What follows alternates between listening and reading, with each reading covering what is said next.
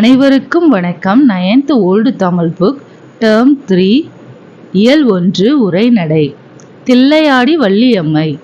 ஆங்கிலேயரின் அடக்குமுறை கொடுமைக்கு எதிராக உரிமை குரல் எழுப்பி போராடினோர் பலர். அப்போராட்டத்தில் ஆண்களுக்கு நிகராக பெண்களும் ஈடுபட்டார்கள். அவர்களுள் குறிப்பிடத்தக்கவர் தில்லையாடி வள்ளியம்மை ஆவார். பெற்றோரும் பிறப்பும். புதுச்சேரியில் வாழ்ந்த முனுசாமி என்ற நெசவாளி தில்லையாடி என்னும் ஊரில் பிறந்த மங்களம் என்ற மங்கையை மணந்தார். திருமணத்திற்கு பின்னர் தில்லையாடியிலேயே அவர்கள் நெசவு தொழில் செய்து வாழ்ந்து வந்தார்கள். அந்நாளில் ஆங்கிலேயர் தம் நாட்டு துணிகளை இந்தியாவிற்கு கொண்டு வந்து விற்பனை செய்தனர். இதனால் நம் நாட்டில் உற்பத்தி செய்த துணிகளின் விற்பனை குறைந்தது. நெசவு தொழில் பாதிக்கப்பட்டது. அப்பாதிப்புக்கு உட்பட்டவர்களுள் முனுசாமியும் ஒருவர். நெசவு தொழில் பாதிப்பால் வறுமையில் வாடிய முனுசாமி தன் மனைவியுடன் வேலை தேடி தென்னாப்பிரிக்காவில் குடியேறினார். அங்கு ஜோகன்ஸ்பர்க் என்னும் நகரத்தில் சிறிய அளவில் காய்கறி கடை நடத்தினார். இந்நிலையில் 1898 ஆண்டு முனுசாமி மங்களம் இணையருக்கு பெண் குழந்தை ஒன்று பிறந்தது. அக்குழந்தையே வீரமங்கை வள்ளியம்மை ஆவார். வள்ளியம்மை தென்னாப்பிரிக்காவில் பிறந்தார். எனினும் இவரின் தாயார் பிறந்த ஊரான தில்லையாடியின் பெயரை கொண்டு தில்லையாடி வள்ளியம்மை என்று அழைக்கப்படுகிறார். அறப்போர். தென்னாப்பிரிக்க நாட்டின் திருமண பதிவு சட்டப்படியும் கிறித்துவ மத சட்டப்படியும் நடைபெறாத திருமணம் செல்லாது என்று அந்நாட்டு உச்ச நீதிமன்றம் 1913 ஆண்டு ஒரு தீர்ப்பை வெளியிட்டது. அத்தீர்ப்பு அங்கு குடியேறியிருந்த இந்தியர்கள் அனைவருக்கும் எதிராக அமைந்திருந்தது. இதனால் பாதிக்கப்பட்ட இந்தியர்கள் தமது உரிமையை மீட்க அறப்போராட்டத்தில் ஈடுபட்டார்கள். அப்போராட்டத்தினை காந்தியடிகள் தலைமையேற்று வழிநடத்தினார். போராட்டத்தின் போது காந்தியடிகள் நிகழ்த்திய வீரம் செறிந்த உரை சிறுமி வள்ளியம்மையின் மனத்தில் ஆழமாக பதிந்தது. காந்தியடிகளின் உரிமை முழக்கத்தினால் கவரப்பட்ட வள்ளியம்மை அறப்போராட்டத்தில் முனைப்புடன் பங்கேற்றார். 1913 ஆண்டு டிசம்பர் திங்கள் 23 நாள் வால்க்ஸ்ரஸ்ட் என்னும் இடத்தில் நடைபெற்ற அறப்போரில் வள்ளியம்மை கைது செய்யப்பட்டார். இவருக்கு தென்னாப்பிரிக்க நீதிமன்றம் 3 மாத கடுங்காவல் தண்டனை விதித்தது. சிறை வாழ்க்கை. சிறையில் வள்ளியம்மைக்கு கல்லும் மண்ணும் கலந்த உணவே தரப்பட்டது. இதனால் அவர் உடல் நலம் பெரிதும் பாதிக்கப்பட்டார். கடுமையான காய்ச்சலுக்கு ஆட்பட்ட அவருக்கு போதிய மருத்துவம் அளிக்கப்படவில்லை. சிறைச்சாலையில் நோயுடன் உயிருக்கு போராடிய நிலையில் அவர் விடுதலை செய்யப்பட்டார். நாட்டுப்பற்று.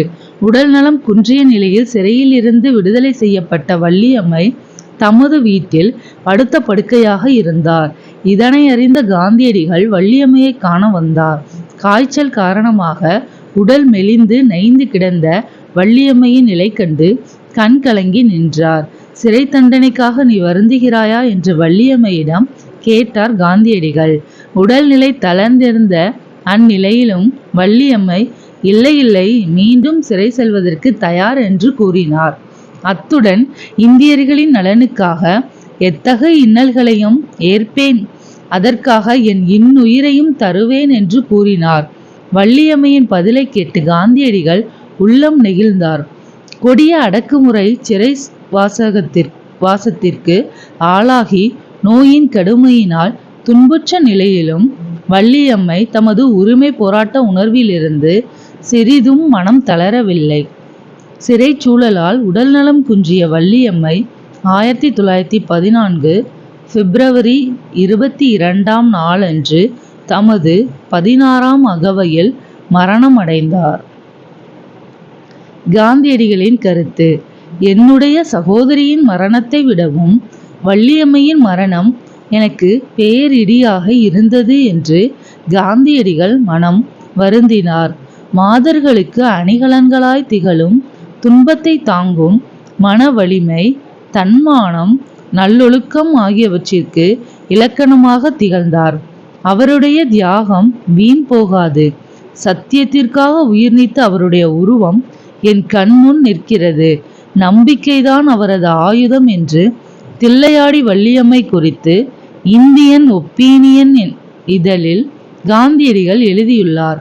தென்னாப்பிரிக்க வரலாற்றில் வள்ளியம்மையின் பெயர் என்றும் நிலைத்து நிற்கும் என்று காந்தியடிகள் தென்னாப்பிரிக்க சத்தியாகிரகம் என்னும் நூலில் குறிப்பிட்டுள்ளார்.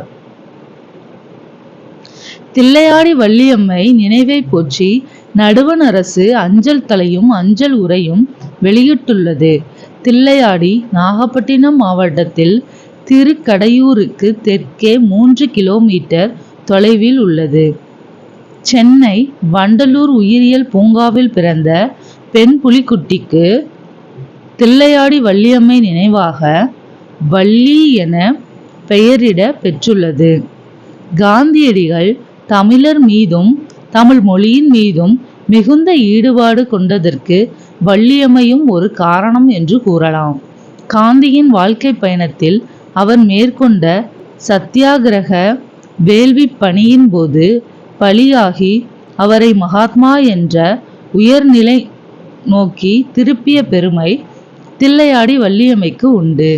காந்தியடிகள் தமது தமிழக பயணத்தின் போது வாய்ப்பு கிடைக்கும் பொழுதெல்லாம் வள்ளியம்மையின் தியாகத்தை நன்றியுடன் நினைவு கூர்ந்துள்ளார். திருமணமாகாத இளம் பெண்ணான வள்ளியம்மையின் வாழ்வு இந்திய விடுதலை போருக்கு முன்னோடியாக அமைந்தது. அவரது அளப்பரிய தியாகம் போற்றி வணங்கத்தக்கது. அரசு செய்த சிறப்புகள். வள்ளியம்மையின் நினைவை போற்றும் வகையில் தில்லையாடியில் தமிழ்நாடு அரசு அவரது சிலையை நிறுவியுள்ளது. கோஆப்டெக்ஸ் என்றழைக்கப்படும் தமிழ்நாடு நெசவாளர் கூட்டுறவு சங்கம் சென்னையில் உள்ள தனது 600வது விற்பனை மையத்திற்கு தில்லையாடி வள்ளியம்மை மாளிகை என பெயர் சூட்டி பெருமைப்படுத்தி உள்ளது. தென்னாப்பிரிக்க நாட்டில் இந்தியரின் நலனுக்காக போராடி வீரத் தமிழ்மங்கை தில்லையாடி வள்ளியம்மையின் உரிமை உணர்வை அனைவரும் போற்றுவோம். நாட்டு நலனில் நாட்டங்கொண்டு தன்னலம் நீக்கி பொதுநலம் பேணி வாழ்வோம். நன்றி.